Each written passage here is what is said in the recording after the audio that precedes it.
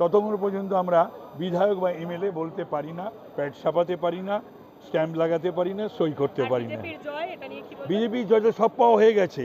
মমতা হেরেছে, তৃণমূল গদি ছাড়া কি আনন্দ, কি আনন্দ, আজ কি আনন্দ আকাশে বাতাসে।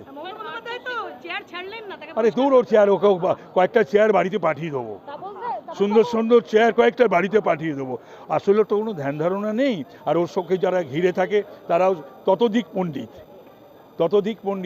তাই আমাদের কনস্টিটিউশনে যে প্রভিশনস আছে, তা কনস্টিটিউশনের পাতা যদি না উল্টায় জানবে কি করে? তাপসবাবু, এখনো পর্যন্ত মমতা বন্দ্যোপাধ্যায় সোশ্যাল মাধ্যমে সেখানে মুখ্যমন্ত্রী কথাটা লিখে রেখেছেন, এখনো পর্যন্ত পারেন না, ভুল, সেটা তুলে দেওয়া উচিত। আপনারা বলুন ওটাকে উঠিয়ে দিতে, আমিও বললাম আপনাদের মাধ্যমে ওটা তুলে দিতে। প্রাক্তন মুখ্যমন্ত্রী লিখতে পারে।